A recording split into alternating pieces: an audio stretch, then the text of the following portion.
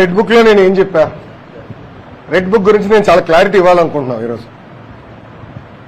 నా ప్రతి స్పీచ్ చూడండి, ఎవరైతే చట్టాలు ఉల్లంఘించి కార్యకర్తల్ని ప్రజల్ని ఇబ్బంది పెట్టారో వాళ్ళని నేను వదిలిపెట్టాను అని స్పష్టంగా హామీ ఇచ్చా. మళ్ళీ రిపీట్ చేస్తున్నా, చట్టాలు ఉల్లంఘించిన ఓకే.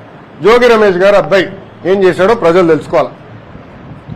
అగ్రిగోల్డ్ భూమి పత్రాలు తీసుకుని ఫేక్ పత్రాలు సృష్టించి అతని పేరుపై ట్రాన్స్ఫర్ చేసుకుని అమ్మేశాడు.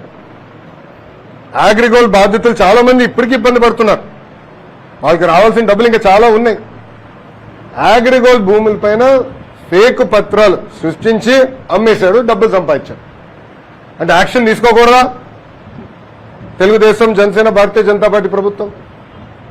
రేపు లిక్కర్లో కూడా యాక్షన్ తీసుకుంటాం, ఇసుక దండాల్లో కూడా యాక్షన్ తీసుకుంటాం. అంటే అడ్డగోలుగా ప్రజల భూమి దోచేసినా మేమేం పట్టించుకోకూడదా?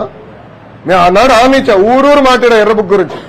ప్రజలకి నేను హామీ ఇచ్చా, ఎవరైతే చట్టాన్ని ఉల్లంఘించారో వాళ్ళని నేను వదిలిపెట్టే ప్రసక్తే ఉండదు అని నేను ఊరూరు మాట్లాడాను స్వామి.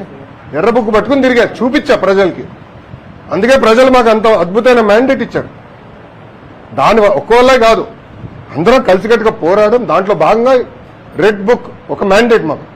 నేను ఊరూరు చూపించా రెడ్ బుక్, నేను ప్రతి పబ్లిక్ మీటింగ్ లో చూపించా. ప్రజల నిన్న ప్రతి నియోజకవర్గంలో మేము గెలిచాం.